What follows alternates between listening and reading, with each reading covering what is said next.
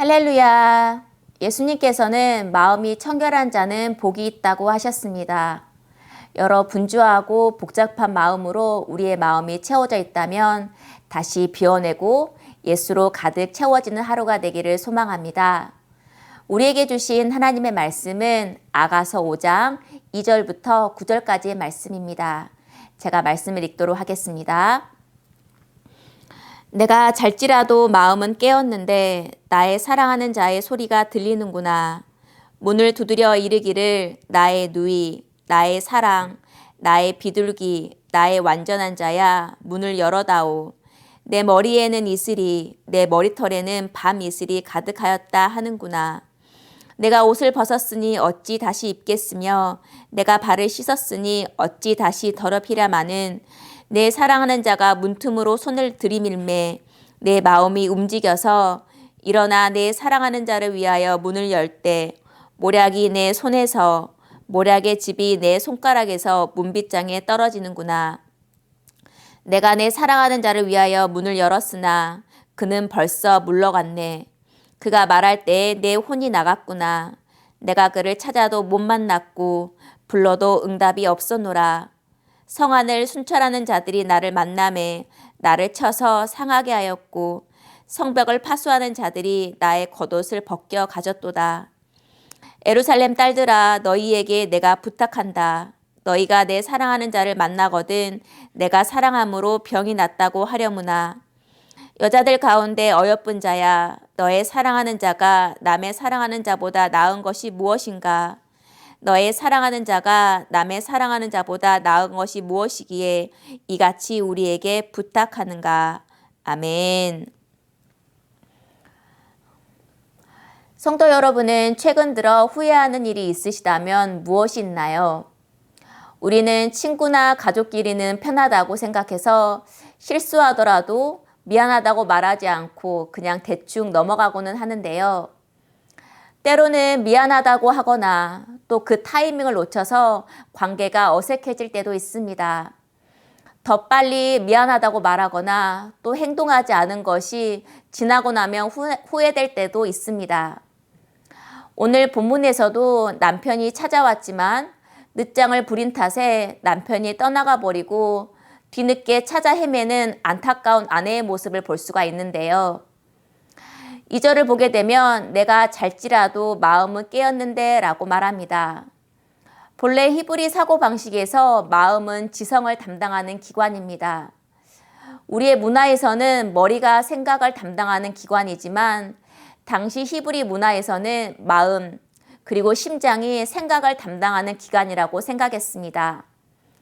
때로는 몸이 수면 상태이거나 온갖 상념으로 마음이 깨어있는 경우도 있습니다.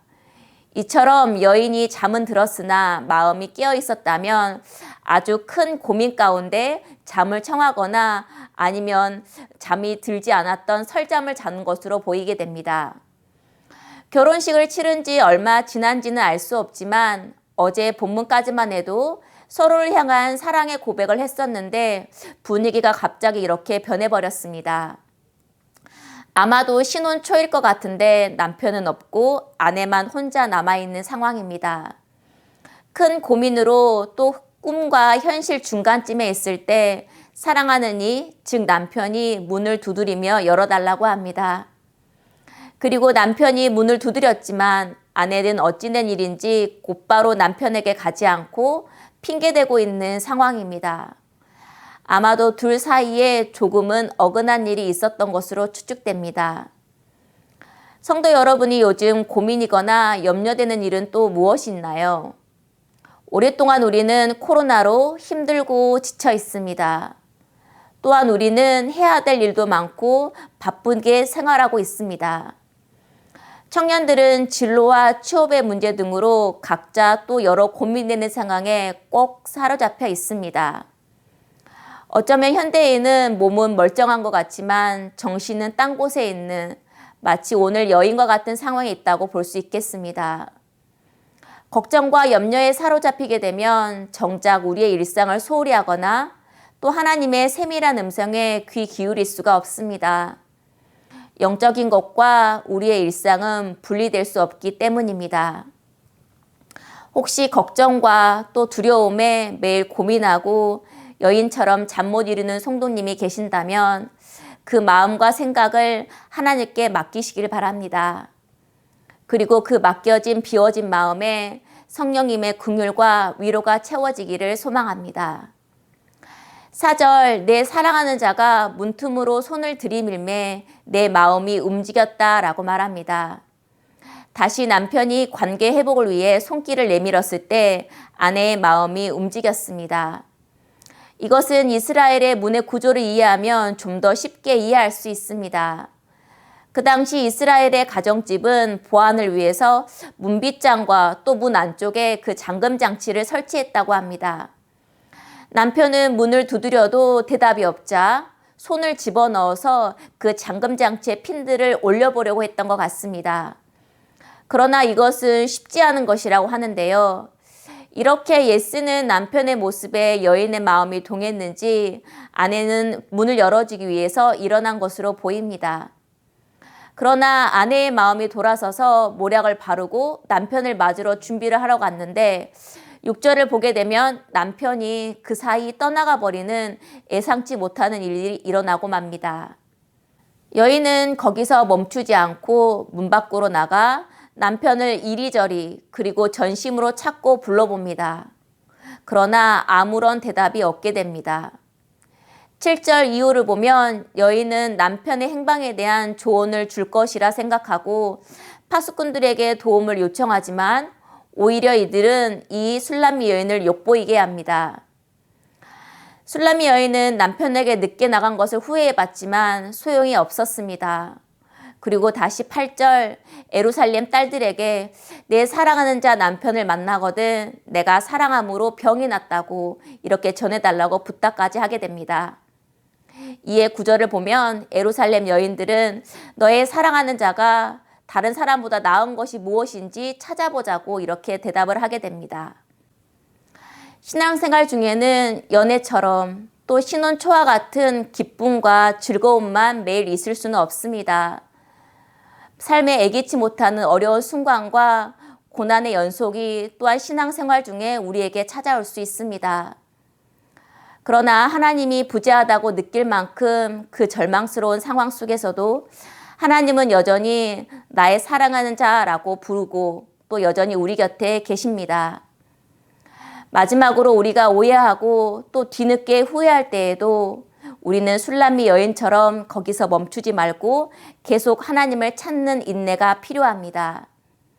오늘도 말씀을 통해 하나님께서 나에게 말씀하는 것이 무엇인지 또한 나의 잘못된 점을 깨닫게 해주시면 그 말씀에 반응할 수 있기를 바랍니다.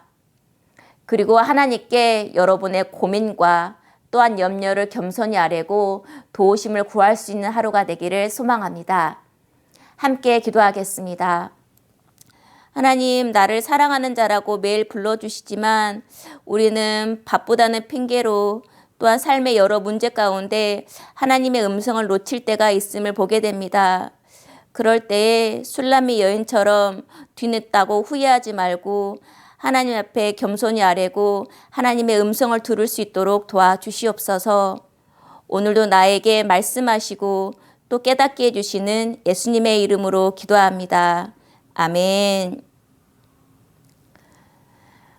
오늘 추천 찬양은 너무 멀리 왔나요? 라는 찬양입니다. 삶의 여러 이유로 주님께 돌아가기를 주저하거나 또 마음이 어려운 분에게 이 찬양이 위로와 용기의 찬양이 되기를 소망합니다.